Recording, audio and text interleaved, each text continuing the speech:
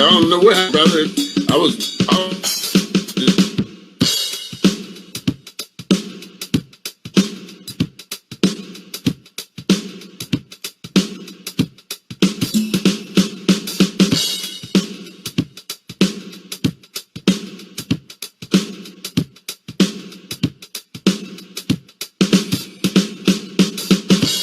Peace and blessings. This is Jakim from the Hard Talk with Jakim show. Listen, I have to do the thing about the copyrights that we're using it for a fair use. So here it goes. United States Code Title 17, Copyright Chapter 1, Subject Matter of Scope of Copyright, Section 107. We're using it for fair use for criticism and commentary and also news reporting. So anything that we put on here, we're actually invoking the fair use of the United States Code. Peace and blessings. This is Jakim Muhammad from the Hard Talk with Jakim. Listen, not everybody can get on the Hard Talk with Jakim show. Listen, buffoons, sellouts, Negro manager, Negro puppets are forever banned. But you, my precious, you can get on. This is how you get on. You contact us at btom6164@gmail.com. That's bthomp6164@gmail.com. Make sure you have something to talk about that's about power economics and the collective uplift of black folks. Peace and blessings, y'all. All right. It's now Friday. Look at this, man. This month is moving quickly. It is now Friday, September 17th. This is your man, Jakim Muhammad, with the Hard Talk with Jakim. Listen, we got a great show for you today. We got a great guest on for you today. We're just going to make sure that we get it in there and make sure we get all this good information to you. So again, let me reintroduce myself. My name is Jakim the Truth Muhammad, and coming at you straight out of Wilmington, Delaware. So let me give my shout outs to all of my people in Louisiana, Georgia. Let's give all those people in New Jersey, my people in Chester, PA. Yo, what's up? This is Jakim. Listen, next week we got a great show for you. Next week we're starting our political warm-up. Miss Josie Roy will be on here next week. We've got a segment called The Suckers, The Sellouts, and The Saints. We're going to tell you first in Delaware who you should vote for. You know, political and voting is just one piece of the puzzle. We're going to tell you who the bad people are, the sellouts and the suckers, and we're going to tell you who the saints are. So we're going to do our 2022 warm-up for political roundup. That's going to be with Miss Josie Roy next week. But this week, we've got some real good stuff for you. So I'm going to, without further ado, I'm going to bring in, let me see if I can bring my brothers. Can you bring that down a little bit? Let me see your beautiful face, oh brother. There you go. All right. So I guess I'm doing something wrong here. Okay, you're perfect now, man. Look at you. You're good. You're fantastic. So, all right. Yes, sir. We are getting ready to give it to you. So usually on the Hard Talk, we start off mild and then we get hard. But this week, we're going to get hard first. So this will just... check us out for a second. This is going to be the warm-up. Ladies and gentlemen, this is the warm-up with the Hard Talk with Jakim show. Buckle up.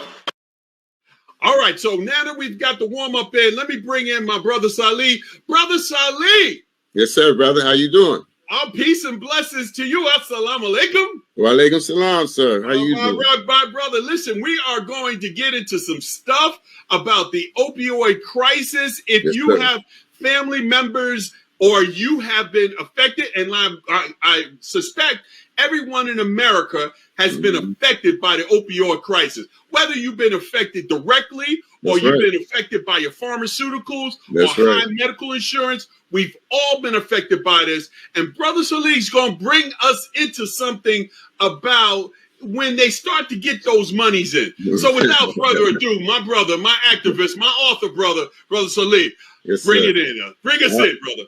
All right, yes, sir, brother. I took the time to look into the docket of the court case in Ohio, the National Prescription Opiate case.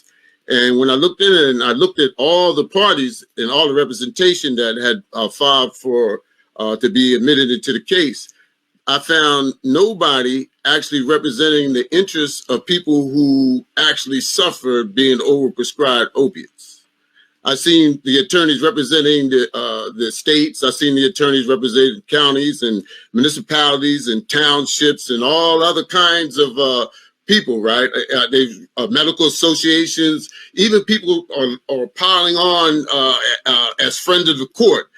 Everybody get ready to cash in some billable hours off of this money, right? When the truth is that they don't have it planned to give one dime to the people who actually suffered from overprescription of opiates, who have their lives devastated by drugs, and who are out here now struggling and suffering. They're not going to get nothing from these people. Well, let me just say, give it to our audience. Not only is this the same movie we saw with the housing crisis in 2008, not only was this the same movie that we saw with the savings and loans, not only is this the same movie, but this time we want to get the word out to the people so that we can have another recourse. So when those monies are given from the pharmaceutical companies, aka drug companies, that they get to the right people. What do you say, brother? Look here, brother. What I've done so far, I got together with a group of my peers, people that have been caught up in the drug situation in their lives, right? And who really right through from 2000, the year 2000 to 2010, really got turned out by doctors because of pain and things like that, and got turned. So what we did was we looked into this case, and when I found that the people, the real party of interest, and that's who they really are. And if you study the law, you'll find that that's really significant. But those people that actually got injured, they're not represented in none of these negotiations. They might get them a little break off and a little something, but the billions of dollars, no, they're going to use it for whatever they deem fit. And, you know, maybe some programs here and there, maybe not. I don't know. But all I know is this, that the fact that, you know, they are doing what they're doing, and they actually have created a method to do it using what they call the multi-district litigation process. They actually bring all these cases together, and the whole process is to set it up for this express purpose of having a settlement. And so what happens is, at the core of the situation, right, there's some lawyers that's appointed by the judge, and they get there in the middle, and they represent everybody's interests. Well, let me just break this down so that it's palpable to the audience out there. Okay. Everybody knows, if you know anything about some of the commercials that you see about lawyers and all, you know about what a tort case is, and you also know what a class action case is. But this is some more trickery that they do. The multi-district litigation process, right? It was enacted in 1968. Now, listen. It may have started out with good intentions, I have no idea. But over time, it has perverted into something where they have now actually began to take the recovery from people's injuries, like the people that are right now suffering from opiate addictions is out in the street right now, right? They're going to take all that money, and you're not going to see none of it because there's nobody at the table that represents the interest. So what we did was we filed to be as the real party of interest to intervene into the case, to be named plaintiffs. And boy, I'm telling you, they doing everything in their power to try to keep us from being able to go in, right? But I believe that God gave it to me, brother. And I really do, right?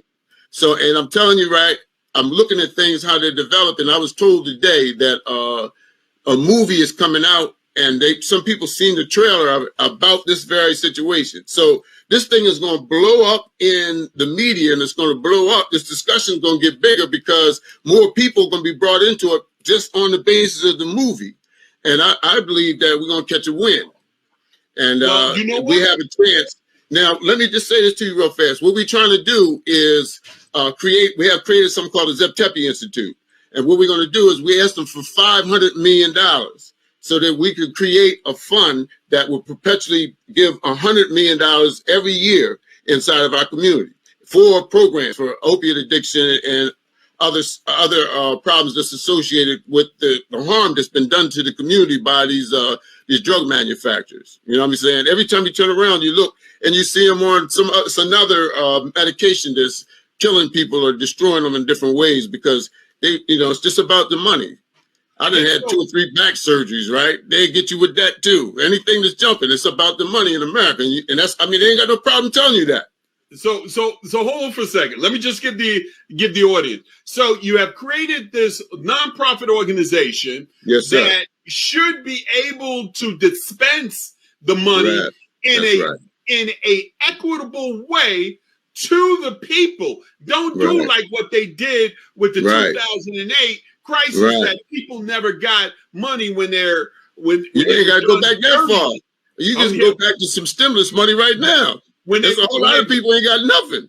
Oh, brother, when they were done dirty by whether the attorney general of that particular state used the money for other things other than what they should have done. So we're saying, and I know I'm saying this, and I know a lot of my audience is saying this. And I hear you. We want the money to go to the people that were affected by this, and no more of it just going to elected officials. Let me say this to you, brother. Give it to their I agree with you 100%. And I tell you what we need.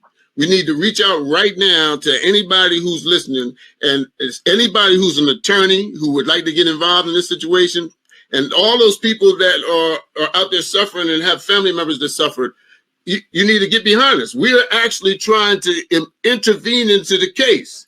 Now, they're going to be trying to throw up things like how long it took us to file or whatever and all that. I had every expectation to believe that they were doing what they're supposed to do until I looked into the actual docket of the case and seen that people that actually got harmed weren't getting anything. Right. You know what I mean?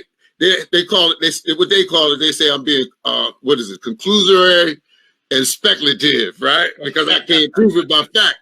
But I can prove it by the fact that there's no docket entry for anybody representing anybody other than the people that are on the docket. That's and they're all organizations, states, and corporations, medical corporations and stuff like that. So even though people might have been contacted and signed up or whatever, right, their name is off on the side. They're not a real party in the case.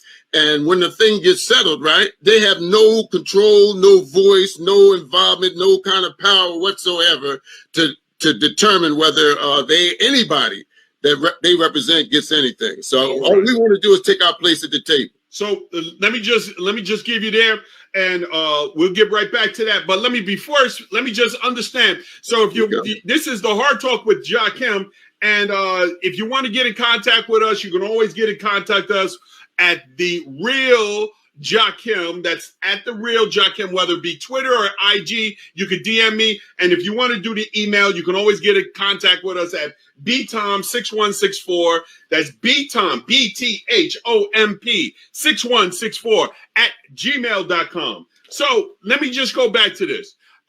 This is again part of the manipulation that we have seen for such a long time. Good thinking people who's supposed to be on your side, whether they be lawyers or organizations or whatever the liberal landscape or conservative landscape they want to call it. And yet we already know this game plan. We've already seen where they're going with this game plan. I'm gonna hit you with one word. We're gonna be right back. Yes, sir. With Brother Salih. But first, we just gonna hear that stuff from Brother Sharpton and a couple other stuff. Look closely. Does anything jump out? We've been fighting for years in the streets, in our communities, to put black people on Delaware's courts. But the Chancery Court is still all white. When I talked to President Biden, he told me he would put court diversity front and center on the national stage, and he has. But in Biden's home state of Delaware, leaders talk about diversity while nothing actually changes. I've offered to meet with the governor and state leaders over and over with no success. Even the state's Judicial Diversity Task Force refuses to meet with me because in Delaware, who you know still matters more than what you bring to the table. So I'm bringing my message to you, the people. No more talking. We need action. We need diverse courts now. Paid for by Citizens for Pro-Business Delaware. Justin Canoe, my dad in Williamson County. Didn't plan on speaking, but here we go. First of all, critical race theory is not in our schools, and it never was. And the people here to complain about it did not know what it was 6 months ago and had never heard of it. That's why they're going after diversity, equity, and inclusion instead and trying to pretend they're the same thing. They aren't. And frankly, there aren't many communities around the globe that need DEI more than this one that we live in. On another note, I'm a dad of a new kindergartner, and her first day was right after the chaos last week. She went to school and was one of just a few kids in her class wearing a mask, which made her ask me why she had to. My answer was because we want to take care of other people. She's 5 years old, but she understood that concept. And it's disappointing that more adults around here can't seem to grasp it. I asked a pastor friend of mine, and he was very clear there's no actual biblical justification for using the Bible to get out of a mask mandate passed by a majority of this elected board.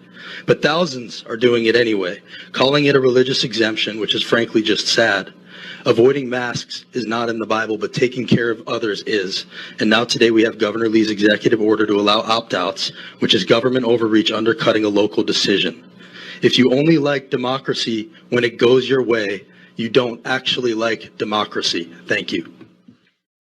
All right, so we are back. This is a Hard Talk with Jakim, and let me just echo what he just said at the end. You don't have to. We're not worried about. We're not talking about the vax. Should you take it or not? And we don't get into that conversation. But what I will say, if you only like democracy when it goes your way, right, then you don't really like democracy. Yeah, there's no question about that. We're back here with Brother Salih. We're talking about these epidemic of the opioid and maybe the possible settlements and what should be done with it. Now, again, your organization is called the Zep Tepe Institute. There you go. Okay. Zep Tepe Institute. I got it. That means the first time. That's there you go. Egyptian idea of the first time. I put my African tongue in. So when I put my African tongue in, I'm good to go. Yes, sir. You know, you're absolutely right about that. This should go to an organization that will actually dispense the monies to and whatever else come with it, because it's not only money, but it's change behavior that we want from the pharmaceutical companies. Okay. Let me just give you this thing. Do you know that the United States is only one of 3 countries in the world that allow pharmaceutical companies to advertise on television? Oh, I can so definitely many do that. industrial nations that will not allow so-called. Do you know that they actually create psychosomatic disease in people? I mean, people actually become ill when they tell them all the things that's wrong with them, right? I mean, most people living in this society are beat down, right? Meaning that, they are oppressed. They are under real severe and terrible economic conditions. Things are tight on them. They stressed. You know what I'm saying? So, that's a reality that affects everything, every equation, everything you want to talk about. Until that changes, then, I mean, we're just running our mouths. That's right. I mean, that's why we're trying to, but I want to explain that it's 2 different things, right? But what I want to say to you real fast is, and this term I wanted to give you was representative identification. What they've done with the multi-district litigation is they organize the thing in such a way that all the attorneys don't even represent everybody's interests. It's only a core group of people that make all the decisions and have all the power and everything that's happening with them. You know what I'm saying? And so what happens is the people that are the party of interest, the people that are harmed by the drugs and the epidemic itself, right? They're not represented in that group at all. So because they're not represented in the group, right, that group then decides the money will never, ever, ever, ever, ever get to anybody that suffered from a drug addiction. As simple as that. A state might get the money and maybe put up a drug program or 2. They might do that, but that's about it, bruh. That's about it. That's all gonna jump off. Listen, you know it, and I know it, and we just want to get it out to the people. But the thing I want to get out is that this MDL, this multi-district litigation process has set it up for them so that they can then separate the people and their interests from the decision making in the distribution of the money. Okay, and that's why they have no power and no ability to be able to confront anything, because they are never in the decision making process by the way this thing is set up. And the judge has absolute discretion on who they are. And if you go back and look at all the cases that took all the money, you're going to see the same old lawyers. Well, let me go back to it. Go back to it one more time, slow for the viewers. Multi the multi-district litigation is 28 United States Code section 1407. It's a provision that allows all of the district courts to one court to have all the cases brought to it, transferred to it, and then they're all put together. And listen, they go as far as actually reorganize the facts. No, I'm not joking with you, brother. Right? They reorganize so that everything is in the same fashion for the purpose of settlement. So I'm saying if you got something that can actually alter the facts and the allegations that's made so that it can all line up, you got to be having something that's not 100% truthful and not 100% representative. So let me just give you here. Again, this is the Hard Talk with Jakim. We got Brother Salih here, and we're talking about where the money should be dispersed if they have a drug company settlement for opiates. And it's done so much damage to the Black communities. And, we've been talking about it here on the Hard Talk with Jakim with so many other guests about decolonizing your organizations. Okay. And you have to decolonize those organizations because they may be your allies in the streets. Okay. But believe me, they're hiding under the sheets. That's one of the things that we've been talking about for a long time. I got to put it out there one more time that next week we've got Miss Josie Roy on. We're going to do our political warm-ups. We've got the suckers, the sellouts, and the saints. We're going to start with the first state, Delaware. If you don't know who you should be voting for in 2022, we're going to tell you. So the sellouts are going to, if you do not want to miss that show, because we're going to have it. And secondly, this show that you're watching right now that's on Facebook Live, and thank you, Facebook Live, we will be airing it in 24 hours on Delaware Info Now on YouTube. So if you want to look at other past shows that we've had, on the Hard Talk with Jakim, Out and About with Josie Roy, the Real Talk with Yolanda, or any of the DIN Media Studio stuff, go to Delaware Info Now on YouTube. All right. Before we go there, I got one more thing, one more commercial thing for you, and then we'll be right back with Brother Salih. So what do we learn? That you can be manipulated like that to believe in something that goes against your natural instincts. Just imagine as a child, you're taught that the blue circle is larger than the red. If you say it enough times, you convince yourself that's the truth. If you're told the lie enough times, it becomes part of your reality. And if enough people are taught that lie, that the blue circle is larger than the red, well, now it becomes part of the culture. And if that culture then passes that misinformation along to the next generation, well, now it becomes tradition. And what we have to remember is that just because we have a tradition doesn't mean it's morally acceptable. Tradition and morality are not always the same. I mean, can you think of any traditions that we once had in the United States of America that we no longer have? Because when I get on a plane, I don't expect the airline to tell me they have a few bad apples on the flight crew. Or when I go to the emergency room, I don't expect the doctors to tell me there's a few bad apples working in the emergency room that day. And so the citizens of Pennsylvania do not expect from their law enforcement to have a few bad apples serving their communities. All right, y'all. So listen, we are going to bring you the Hard Talk with Jakim is always about the truth, but more importantly, we're about the cold, hard facts. We're going to give you the cold, hard facts, and today we got Brother Salih here, and we are actually talking about some more stuff about the opioids. I'm going to ask you this.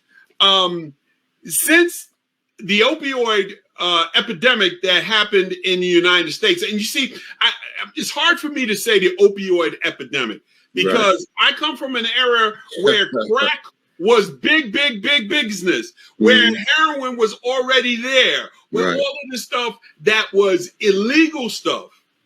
And yes, people were being hooked on Percocet. It's only big now because if you go in front of Brandywine Counseling, you'll find out that the majority of people that are coming in for treatment are no longer black people; they're white people. That is correct. So they have been devastated more, probably, I think, to a greater extent than we are. And that's why a lot of positions are softening on certain ideas about lessening punishment. And I mean, they've revisited a few things, right?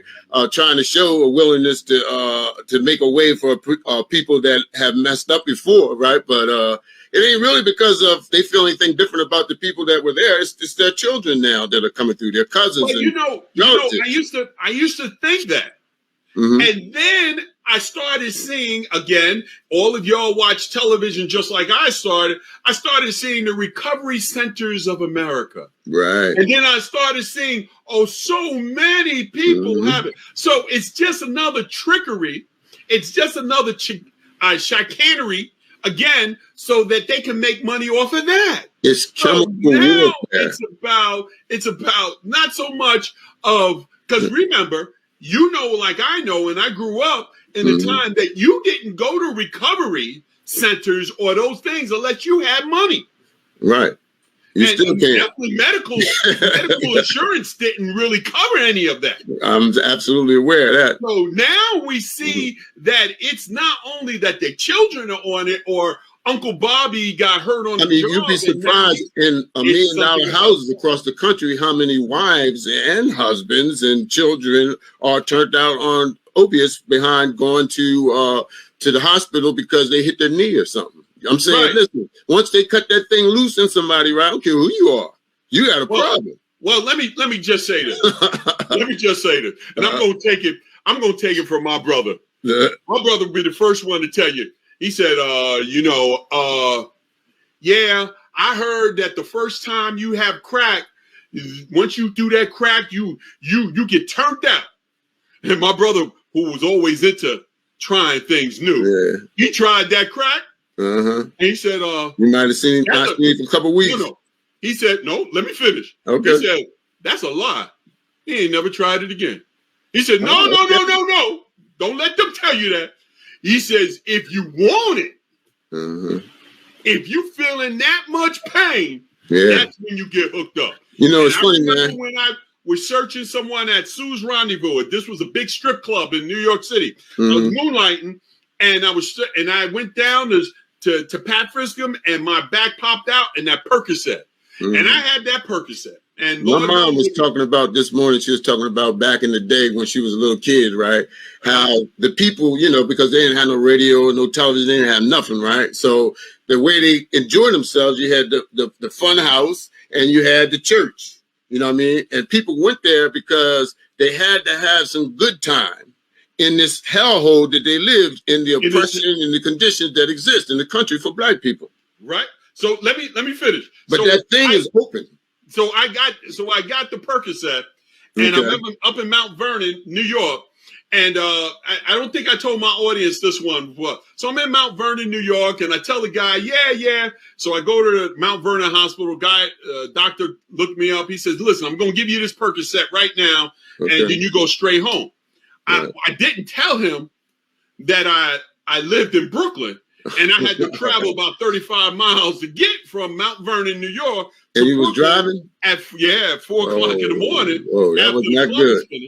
And we get there, and I told him, I said, I'm getting ready to drive my car, go to Brooklyn. He said, Brooklyn? He said, I wouldn't have gave you that shot if you was going to Brooklyn. Oh my God. I mean, this guy he what? I said, no, don't worry about it, man. It ain't gonna be no problem. Ain't gonna be no problem. You didn't have any kind of effects. I get on what is called the Jackie Robinson Parkway, which used to be the Interborough. Okay. And it had kicked in. I got over the Whitestone. I'm going over the bridge. Everything didn't kick in until that time. Right. I was this close to hitting the back of a mail truck. Okay.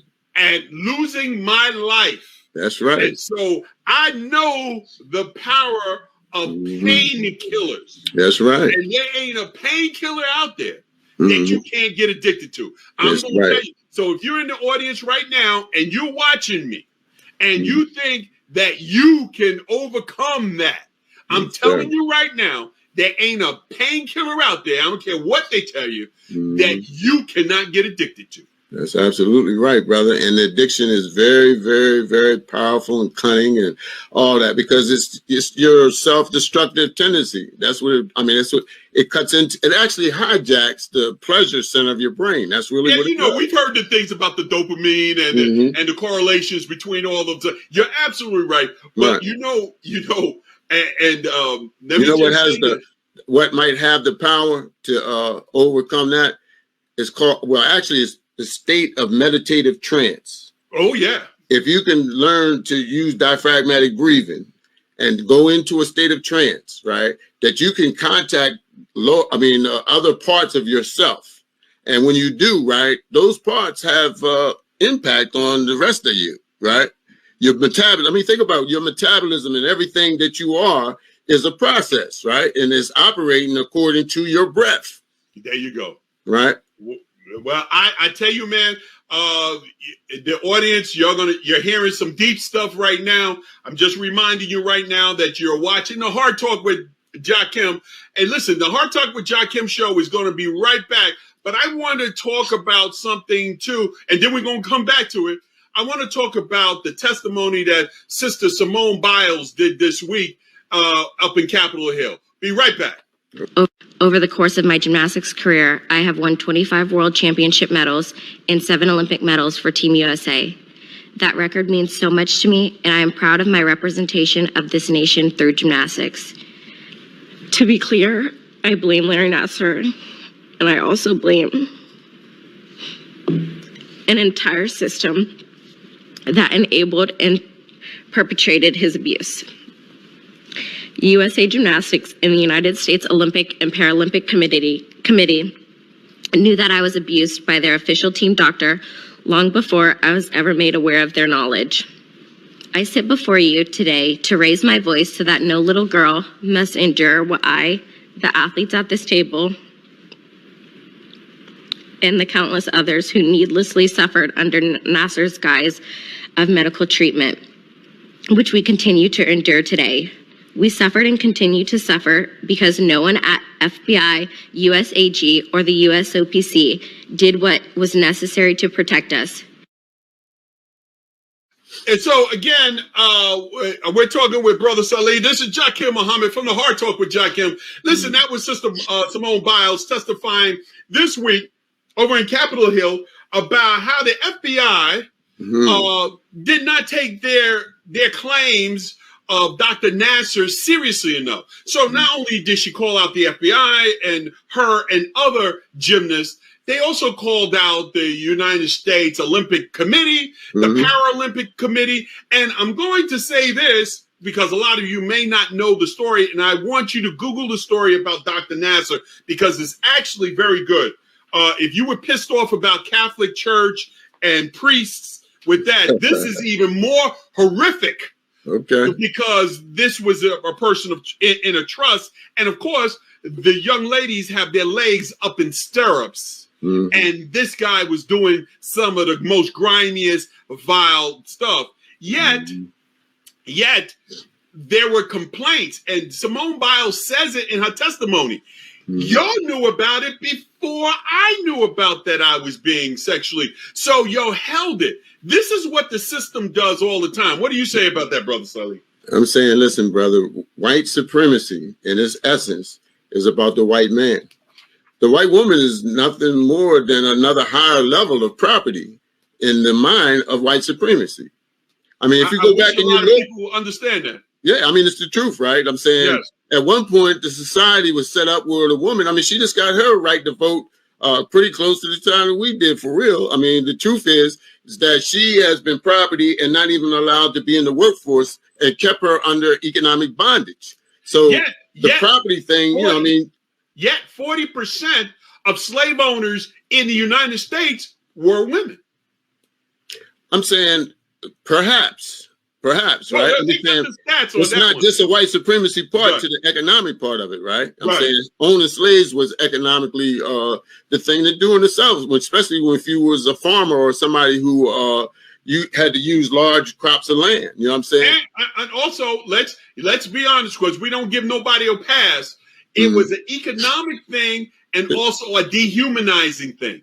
I mean, it's always both, ain't it? It's always both, right? I mean, particularly, we're looking at the period between Dr. Martin Luther King and the passing of the Civil Rights Bill, and we're looking at going back to, a period where we just went from Jim Crowism. I'm saying there's not a lot of time in between there, right? Things couldn't have changed that much in order to still have the kind of systemic situation that we have that still keeps Black people from being able to get loans like white people, and still affects everybody that's Black in a different way, or puts them in the category, or makes it more difficult for them to be able to survive and to grow and to flourish. Now, let me give you this. I'm going to give it this to, I'm going to credit it to our brother, Dr. Boyce Watkins. He said it best when he talked about, he has a PhD in economics. He said, white men don't create jobs for Black men. They create jobs for other white men to stay ahead of other Black men. Listen to this, though. I want to create some jobs right now. I'm saying all the Black lawyers that's out there, this case is sitting up here wide open. You can come get billable hours. Hold on for a second, bro. This is the reason why economic empowerment, economic justice in our communities is so much more important than going out there marching for what you believe to hand you your rights. I think that if you say, listen, I go to the James Brown School of getting down. James Brown said, don't hand me nothing. Just open the door and I get it for myself. Right. I'm saying we have a right. I believe we have an absolute right to a portion of this money, right? And I believe that if some Black lawyers would show up and start contacting you, and we could get together and actually bring them into this case and into this effort, we may even have to take it up to the United States Supreme Court. But if the multi-district litigation thing is really looked at, scholars all across the country are condemning it for the very reasons that I'm raising right now. That it's designed to take the case away from the people and put it in the hands of lawyers who then make decisions about what happens to the money and actually never gives recovery to the people that are actually harmed. And I love that part. That was fantastic. Again, if you want to get in contact with Jakim, if you want to get in contact with Hard Talk, just give me a call at btom6164. You can do it at Gmail, or you can do it at the real Jakim on Twitter or on Instagram. You can DM me there. All right, just one more thing. I love that segment. You did a fantastic thing on there. You're trying to get that information out. Remember, this segment will be aired on Delaware Info Now on YouTube. So you can see it. You could go over it 1,000 times. Go on to it. Like it. Subscribe. Share. Whatever you want to do with this. Jakim Muhammad allows all of that, because we're about getting the information that we don't. I don't want you to use social media less. I want you to use it with intention. Black folks, get out there and use it with intention. All right, we'll be right back. We're going to listen to our brother Prince for a second about manipulations. There's paths that you can go down in life that are dead end, and one of them is being manipulated by another mind source other than your own, and being tied up in contracts and having ceilings over you, especially when you're an artist, is very confining. And after a while, it started to weigh on. All we say to America is be true to what you said on paper.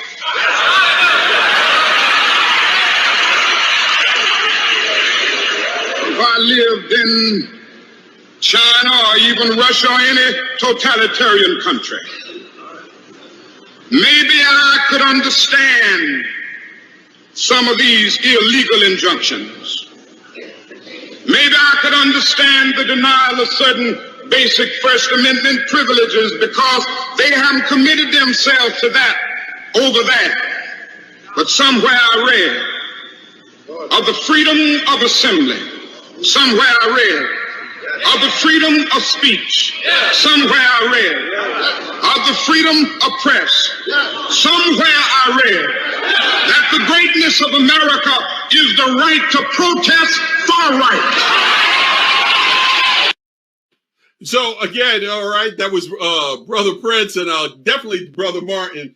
Yes, You know, the power of manipulation, and that's what's happening in these lawsuits. You were being manipulated to Yes, sir. thinking that it's going to go to the people that it was affected by, and we all know that it doesn't happen here. This is one more chance. Representative identification. That's the way they do it. Representative identification. Right. And what they do is they separate all these cases are being moved on by what you call nominal parties under the substantive law. They don't even have a right or a real interest or a stake. They don't have an injury from this. So under the law, they don't have standing. Under Rule 17 of the Federal Rules of Civil Procedure, right, it's only the real party of interest that has to go. But now nominal parties can go, but they have to be constrained by the fiduciary responsibility to make sure that the rights of the people that they are there to represent are taken care of. And the MDL makes them be able to come together under the dictatorship of a judge and create a situation whatever way they want it to be, regardless to who's what. So the people that actually suffer the harm, they don't have a position or a stake in the situation at all. They're not represented by anyone. So we're trying to get people to join us to intervene into the case as the real party of interest, because we're the people that actually got harmed. And if there's lawyers that's out there that might hear what's going on, come on, contact this brother and come on in, because there's billable hours. If you can get in this case, there's billable hours. That's what all these other people is climbing on the case for, to get billable hours. Come get the money. It's there for you.